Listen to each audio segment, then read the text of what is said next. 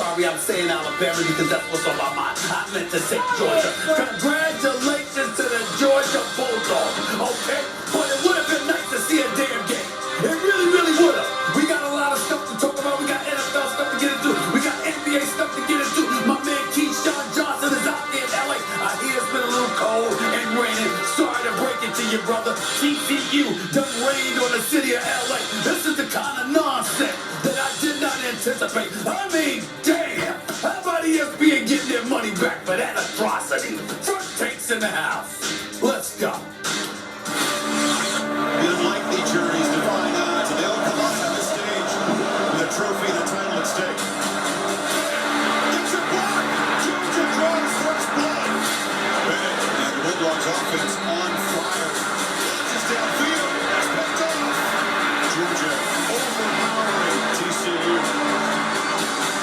I mean, if you can't pull out your best in a game like this, then maybe this isn't for you. There's the one-word greatest one used, aggression. The Georgia Bulldogs bludgeoned their way to back-to-back.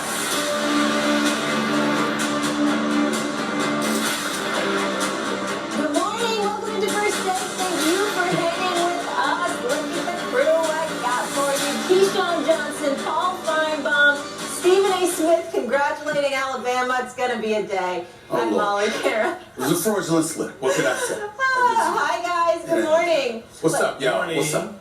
All right, let's get right into it because there's some things we need to discuss, fellas. All right?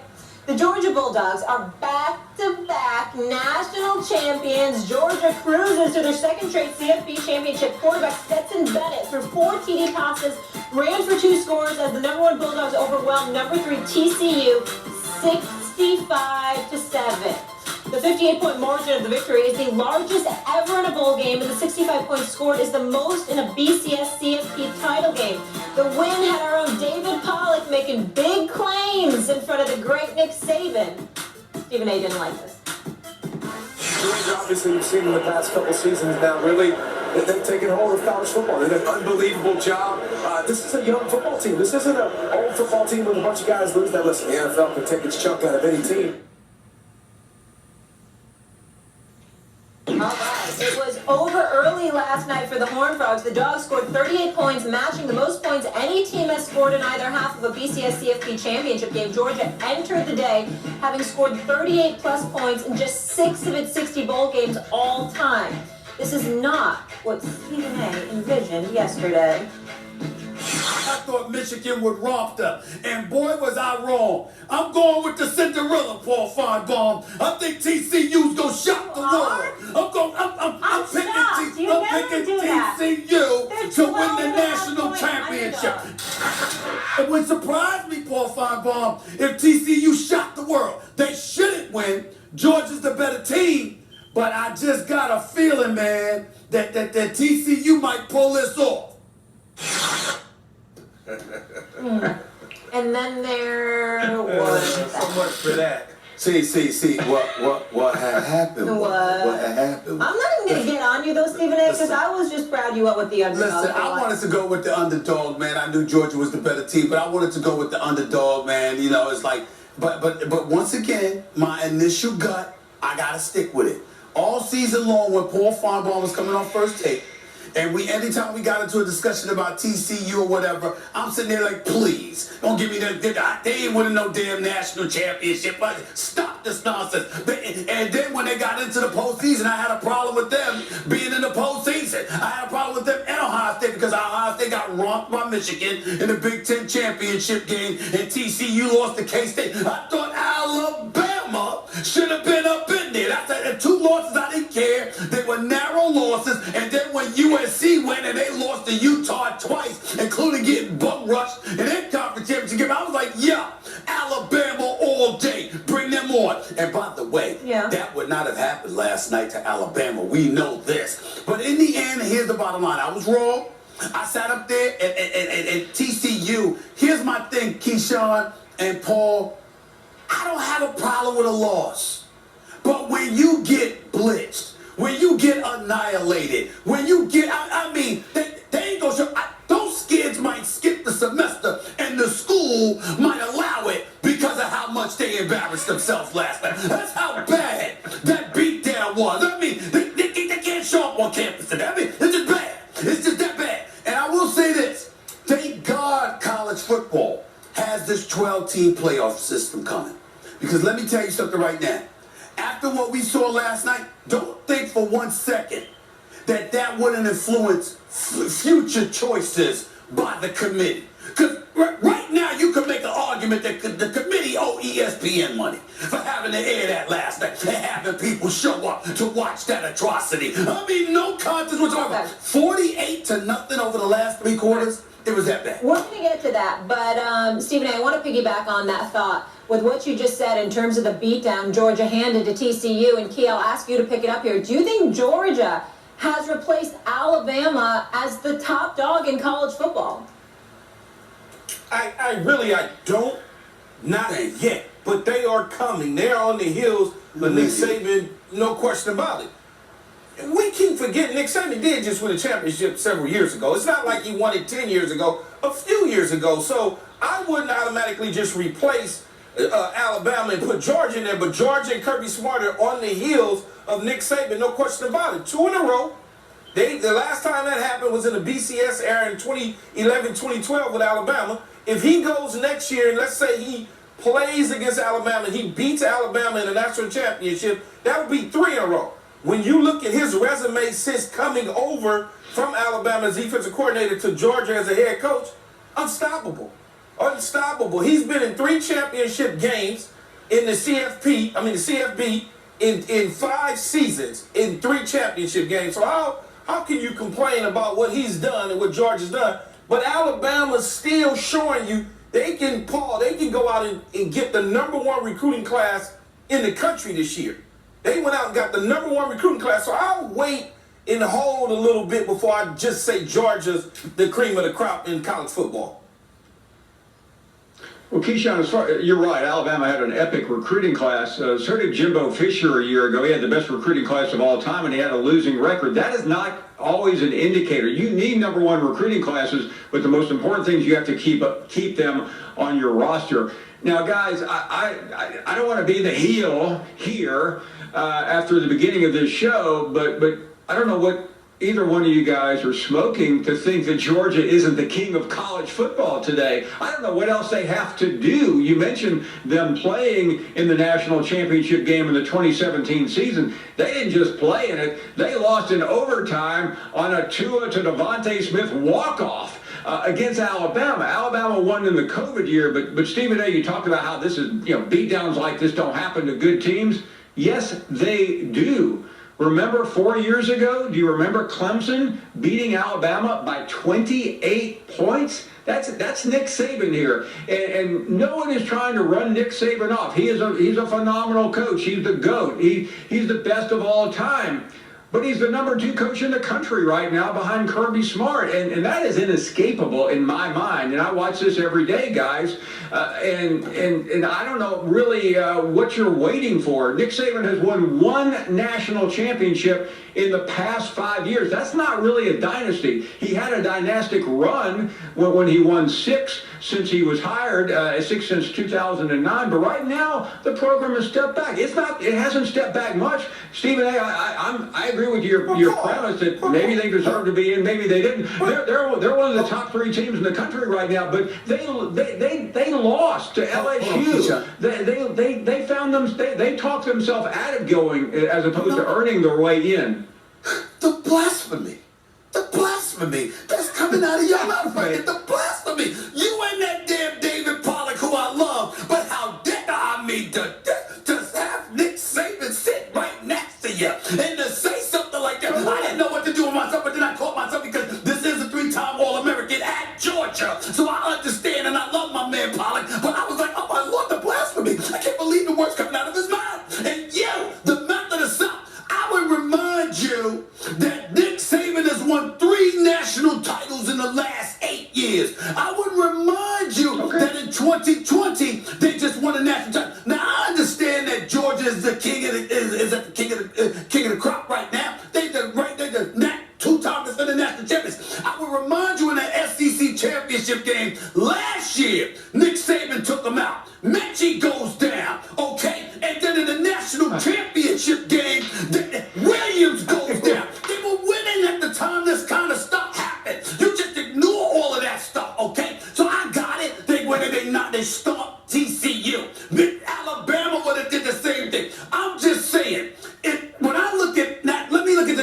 Football League for a second. When I think about Patrick Mahomes, we used to talk about Aaron Rodgers. I'm not talking about Aaron Rodgers that we just saw. All right, God bless him. I'm talking about the greatness of Aaron Rodgers. We saw that over a sustained period of time. And we said no matter what we see from Patrick Mahomes, let's see it over a sustained period of time. Georgia's the reigning two-time defending national champions. Major props to them. Kirby Smart, exceptional coach, big-time program. I got all of that. But are you going to do this over a sustained period of time? I think Alabama's going to have something to say about Yeah, that. I would say Georgia, Stephen A. I would say Georgia is probably going to do it over a sustained period of time.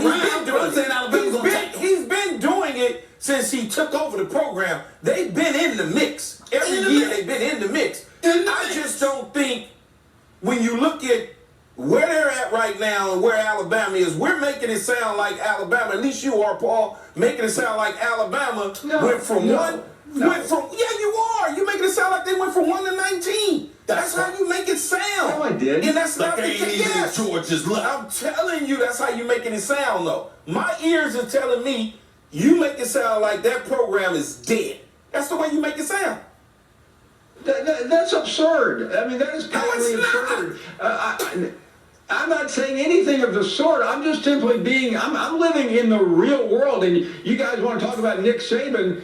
How has he done without Kirby Smart as his defensive coordinator? Yeah, he beat Kirby Smart, and then he won a title in COVID. But the program has slipped. We're not talking about falling off the face of the earth. We're talking about a fraction. And right now, a fraction means everything in college football. We just got through watching a 58-point win by Georgia. And by the way, it would have been 59, but the Georgia kicker missed the extra point at the end. That's how crazy this game was. I realize most of you have fallen asleep by this point. Yes. But in no way am I writing Nick Saban off. I'm just simply saying we are seeing a changing of the guard, and that matters. The fact that we're even talking about somebody possibly being better today than Nick Saban is a major paradigm shift. He owns this sport, Keyshawn. You know that. He doesn't own it anymore. What would stop the changing of the guard then? What will stop, Paul, the changing of the guard? Does Alabama need to win a national championship next year? Do they need to beat Georgia in the SEC championship? I would say it's a good idea if you want to stop this. I mean, right now, Georgia will start next season #1. They'll be a heavy favorite. That's what we used to say about Alabama every single year. Okay, that's fine. And one more thing, guys. I mean, you guys know this better than I do. Okay. But Stephen A., the last 4 Alabama quarterbacks, you know who they are? They're Jalen Hurts, Tua, Mac Jones, and Bryce Young, who just won the Heisman and may be the first player chosen. We have no idea who the quarterback's going to be next year. Okay, that's fine. You know what? I didn't have an idea who the hell Bryce Young was, but I know who he is now. I didn't have an idea who Mac Jones was, but I know who he is now. I didn't have a snowball chance in hell of knowing who the hell Tua Tagovailoa was, but he was pulled off the bench and won a national championship. All right, after they were wet in the bed in the first half against Georgia, by the way. Let me tell you something, all right? Nick Saban, do not underestimate Alabama. Don't underestimate that man. I understand Kirby Smart is the man right now. He's the reigning two-time defending national champion. He deserves all the props in the world after putting in his 9 years under Nick Saban and learning from that level of greatness and having that sprinkled down upon him. He has capitalized off of it. He deserves the respect, but understand something. You still got to go up against Alabama. And next year, Alabama shall return. They should have been there this year. Okay, with that being said, Paul, let me get in here real quick. Paul, I want to ask you this, and then you can piggyback. Do you see Georgia three-peating?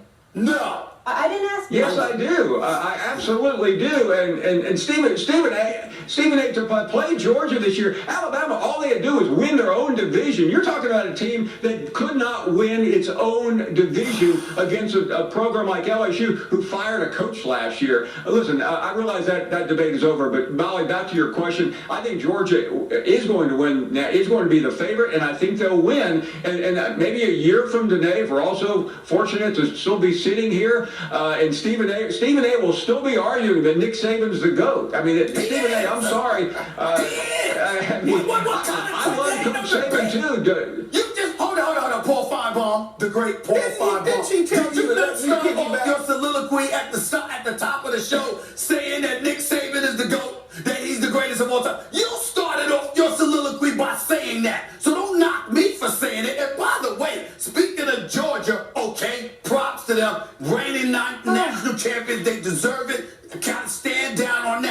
But you know what? If the kicker for Ohio State had done his job, you wouldn't even been there last night. So you don't act like, oh my Lord, Okay. excuse me, this is true. It's true. Shoulda, coulda. It is true. I mean, how many scenarios can I'm just You're saying, reaching right now. Yeah, I Let me think- stay I here. in the Smith, Okay. Alabama is I think You know what, Keyshawn, Stephen A's, it's ball control because he's feeling uncomfortable in the I'm situation. not. He's a little defensive right now. Pass the Please ball, go man. ahead. Damn. Yeah, but, Paul, let me ask you this. Stephen A opened up his 5-minute soliloquy about how bad 5 this was. minutes. It was 5, I was It counting. was 2.5. It was 5. So But, you was busy fixing your 3-piece suit. But go ahead. yeah.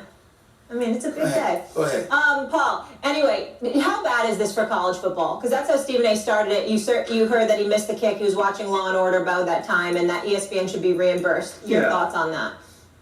Yeah, I mean, it's a bad look, but we've had plenty of bad Super Bowls as well, and people still come back. Molly, the good news for college football is that after next season there'll be a 12-team playoff, and that's not going to cure this.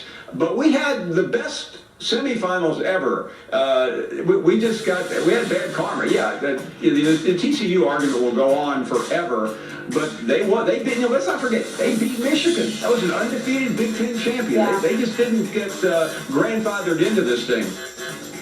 See, you know what, Paul? I think it's great for college football, and the reason I believe it's great for college football was coming in 24-25 with the 12 teams. Is you're gonna get now teams like TCU and Cincinnati's and some of the smaller Power 5 schools that get a real opportunity to play some of these big houses. And it changes too because of the NIL. You don't just have to go to the Power 5, the big programs, to now get your money. You can get your money from TCU because the TCU people, they're gonna start backing up the truck. They're going to start helping out the program. You're going to get the teams like Pitt and some of them that are smaller Power 5 schools being in the mix because of the NIL, because of the portal. So I think parity is going to happen across college football. You don't have to just go to Alabama, Georgia, Michigan, USC, and Ohio State to have a chance to play in a national championship now. You can almost go anywhere. In all seriousness, I completely agree with that, Key, and I got to tell you, I can't wait for the 12-team playoff because what happens is that, you know what, the top seeds will get a bye. You know what I'm saying? And then you've got other seeds that'll be playing one another, and it'll work itself out that way. So we'll have a national championship encounter that we know is well-deserved and worth looking forward to, instead of sitting there speculating all year long as to whether or not one of the smaller Big Fives even deserve to be on that platform or that stage, because everybody can't handle it. Dykes has done a great job coaching TCU this year. I watched this man, and I've never seen this from a coach. I watched Georgia score a touchdown, and the opposing coach sat up there and went like this, wow. That's exactly what he did. I was watching, and that is when I turned the channel and started watching Law and Order. Not SVU, not criminal intent. I'm a fan of organized crime, but I'm talking about the regular Law and Order with Sam Waterston as the That's why you're so skeptical of everything and everyone. I started watching that. I watched all 22 seasons. I'm trying to tell you. That's what I went back to watch. Yeah, guys, that's where he gets his inspiration from. And it was much better than on the General game. Hospital. And it was much better than the game. Okay. All right. Before we go, Paul, just want to reiterate your thesis statement. Tell me if I'm saying anything wrong, because obviously you are the mouth of the South. But Georgia has now surpassed Alabama as the top dog in college football in terms of programs. Accurate? Absolutely, Molly. And I respect Nick Saban more than any coach I've ever been around, but his program it no longer runs the sport, and that's really what we're talking about. Every single conversation used to involve Nick Saban as the subject. Now we're getting to him in the predicate because we're talking about Kirby Smart first, and that's really where this is going, Stephen A., Molly, and Keyshawn. And I don't think we saw this coming this quickly. I mean, I've been hinting, Stephen A., we've had these conversations for years, that the Alabama program was a little bit wobbly, and you've refused to look at it because you can't look at it. You're so in love with Nick Saban, and it's sad, quite frankly. But you need to pull back a little bit and realize that he doesn't run this sport anymore. He's powerful, he's important, he's the greatest of all time. But Kirby Smart is the new king. Let me put on my serious cap for a second. Okay. Georgia is the champion. Kirby Smart is the real deal. mad respect for him, and they are at the top of the heap right now. What I'm saying to you is, what I'm projecting is that it's momentary. What I mean by that is, I'm not saying Georgia will fall. I'm not saying that Georgia won't be in the mix, that they won't be competing for national championships on a year-to-year basis. I expect them to be right there competing with Alabama. All I'm trying to say is, let's not interpret what you're saying to mean that we get to discount Alabama. Alabama is going to have a say. It would have surprised me if these two programs went back and forth over the next several years winning national championships. I'm just saying Alabama's right there. Nick Saban is not alone anymore. He's got to create room for Kirby Smart. But Nick Saban doesn't fall to the wayside. Yeah. That ain't happening. Yep. That's what I'm saying, Fair to enough. be specific. Fair enough. But today's Kirby Smart's day. Today is Kirby and really Smart's cool to win a couple championships at your alma mater, for sure. All right, Paul, you are cleared for now. I know it'll continue to be a busy day for you. Thanks for making time for us this morning. We're going to get into the pros now.